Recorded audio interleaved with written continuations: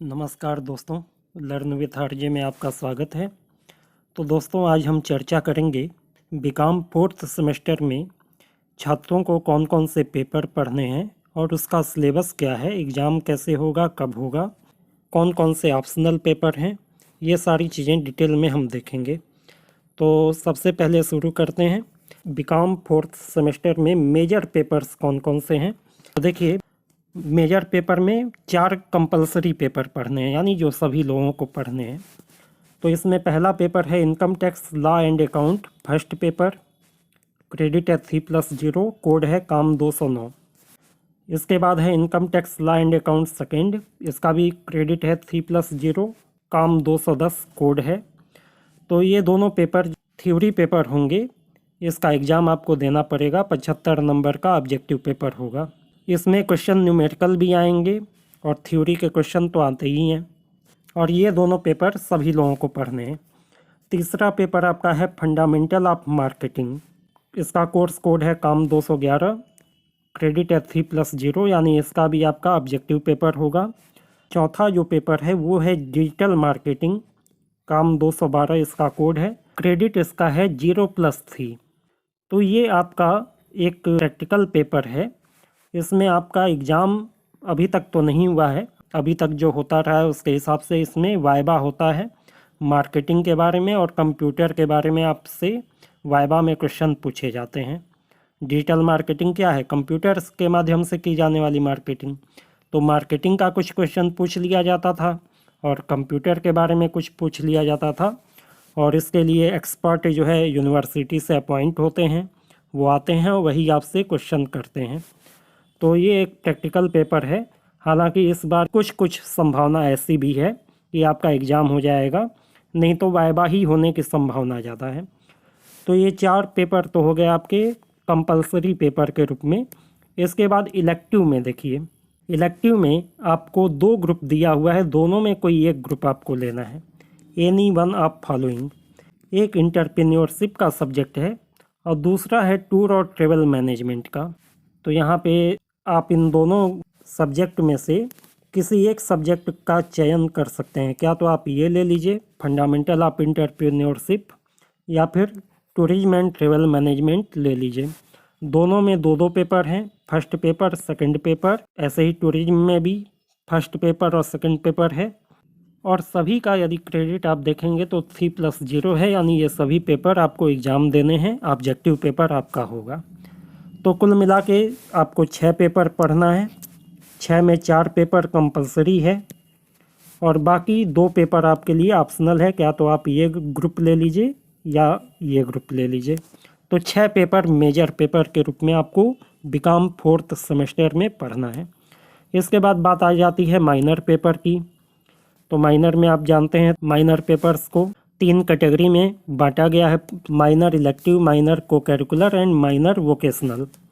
तो minor elective में यहाँ पे आप देखेंगे राष्ट्र गौरव दिया हुआ है, कंपलसरी पेपर। तो आपको यही सेलेक्ट करना है माइनर इलेक्टिव में। 2+0 आपका क्रेडिट होगा, यानी इसका भी आपको एग्ज़ाम देना होगा। माइनर को करिकुलर में आप यदि देखेंगे तो यहाँ पे वो सारे पेपर हैं जो आप हमेशा से देखते आ रहे हैं। तो NCC, NSS, ranger rovers, sports, nutrition, hygiene, health, cultural activities, communication skill and personality development. तो ये सारे पेपर लगातार कई सेमेस्टर से आप देख रहे हैं कि को करिकुलम में है। तो इसमें कम्युनिकेशन स्किल और पर्सनालिटी डेवलपमेंट तो आपने एग्ज़ाम दे ही लिया होगा।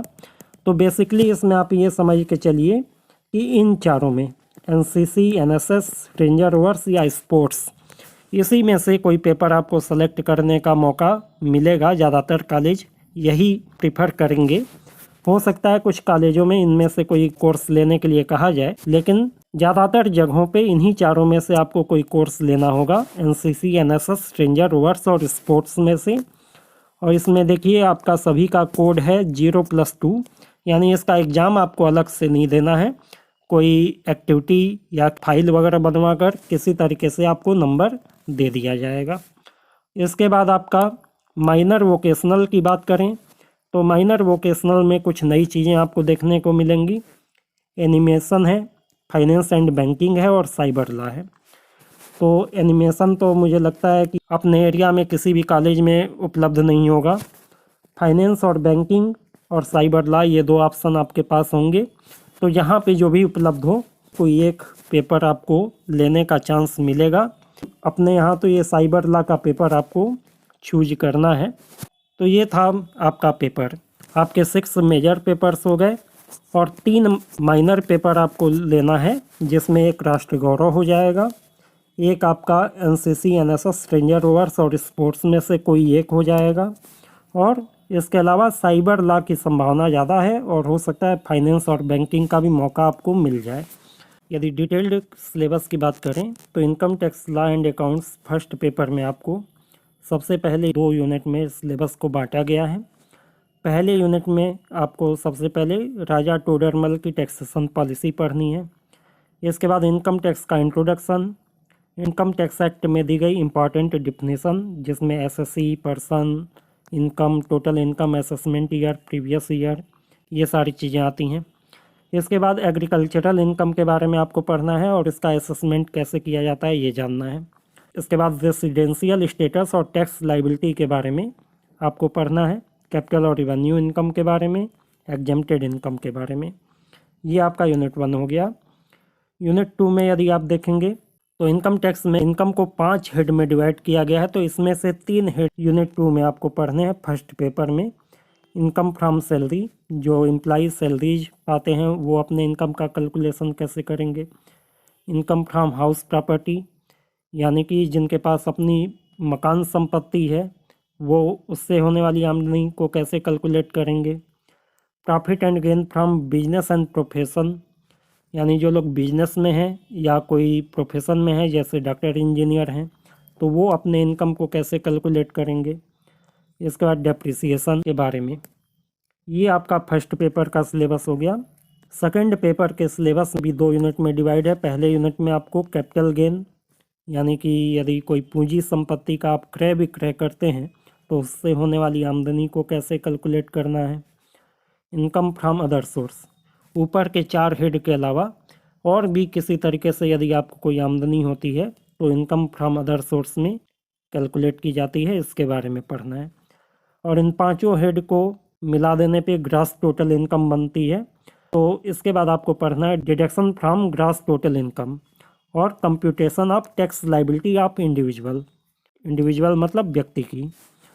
इसके बाद set up and carry forward of losses, clubbing of income, procedure of assessment, income tax authorities, advance payment of tax, deduction of tax at source, ये सारे कॉन्सेप्ट आपको सेकेंड यूनिट में पढ़ने हैं।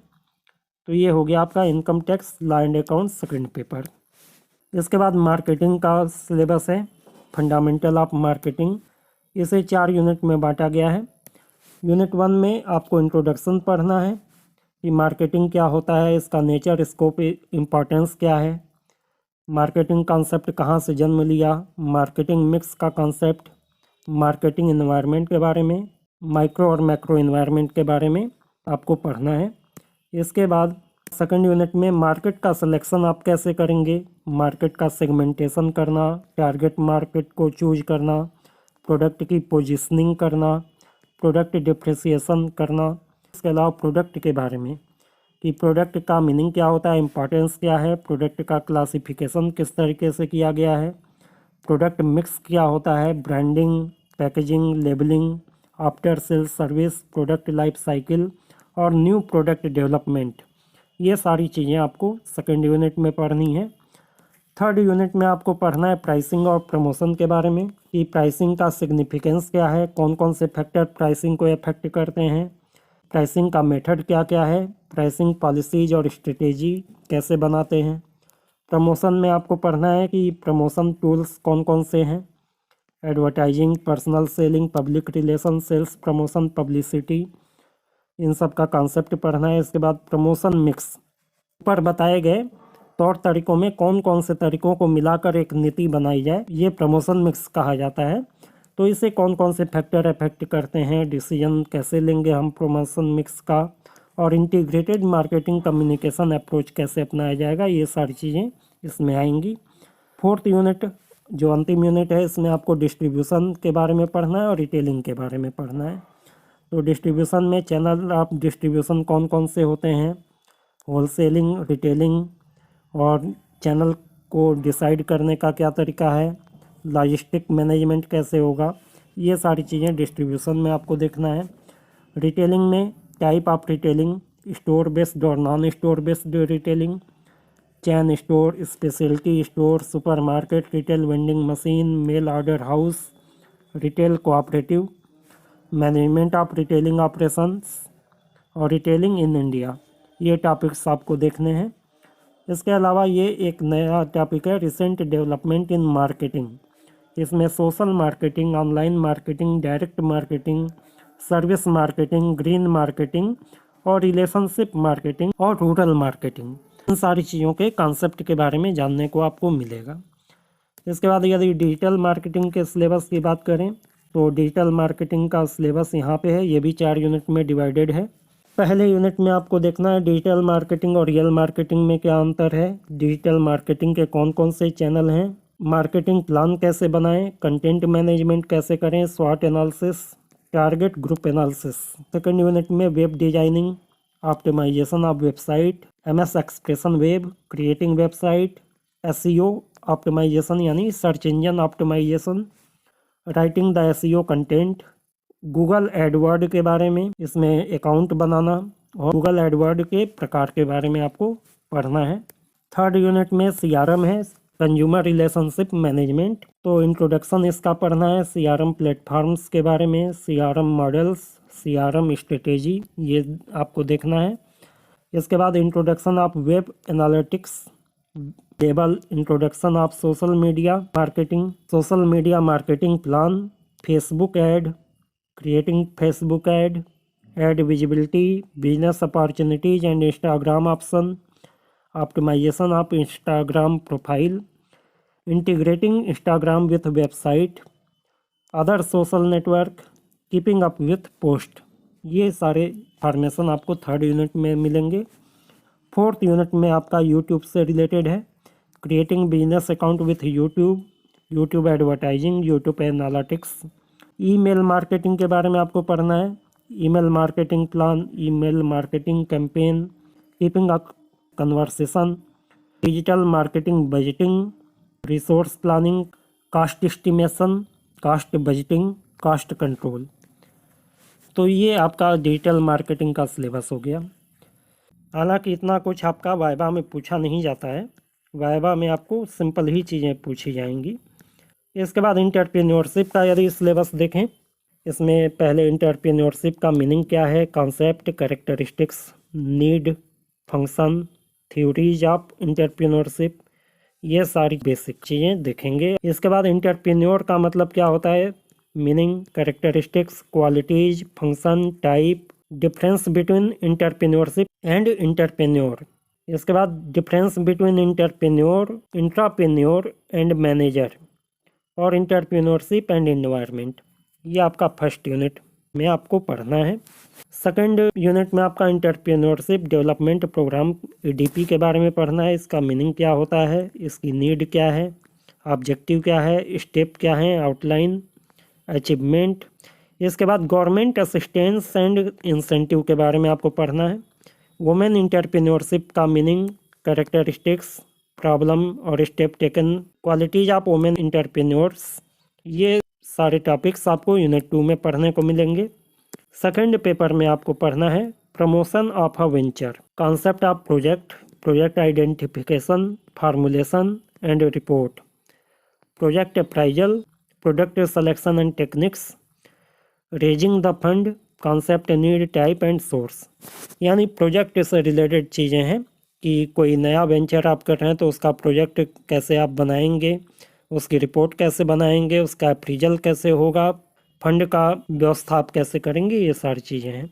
सेकंड यूनिट में आपका स्मॉल बिजनेस के बारे में दिया हुआ है, process of establishing small business, nature, objective, importance of small business, role of financial institution, infrastructural facilities, legal requirement, establishment of new unit, entrepreneurial consultancy process and method, ये आपका सेकंड यूनिट है।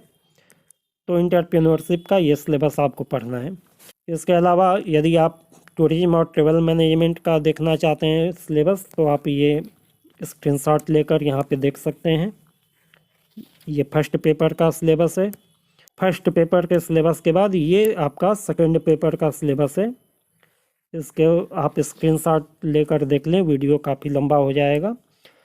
तो उम्मीद करता हूँ कि आप अपने पेपर्स के बारे में, सिलेबस के बारे में समझ गए होंगे।